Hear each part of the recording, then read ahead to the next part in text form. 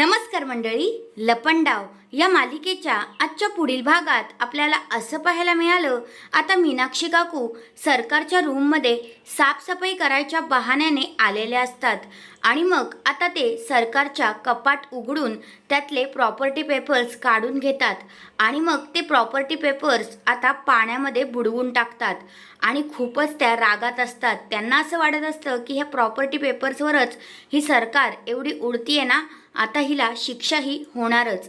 तेवढ्यातच आता सरकार तिथे येते आणि म्हणते, अगो काय करतेयस तू? तर मग मीनाक्षी आता डायरेक्टच बोलून टाकते की तुझ्या ह्या कष्टांवर ना मी पाणी फेरतीये। आता मीनाक्षी काकूला माहीत असायला हवं होतं की सरकार किती हुशार आहे ते। ती ह्या एवढेशे प्रॉपर्टी पेपर्स तयार करून ठेवेल का? तिचे अजून पण ओरिजिनल कॉपी असणारच। दुसऱ्या बाजूला आता जो किरण आहे तो कानाला म्हणत असतो, काना तुझ्या बायकोचं ना आता अतिच होतंय। तुझ्या जागी जर मी असतो ना तर मी एवढं ऐकून पण घेतलं नसतं। तू काय एवढं तिचं ऐकून घेतोयस? अरे किती त्रास देतेय ती तुला, कशाला इतकं तिच्या मागं मागं करतोयस?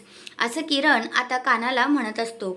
तर काना म्हणतो की सखी माझं जग आहे आणि सखीशिवाय काना अधुरा आहे। आणि हे वाक्य आता सखीने ऐकलेलं असतं। तर हा आहे आजचा पुढील भाग। तुम्हाला कसा वाटला ते कमेंट करून नक्कीच सांगा। धन्यवाद।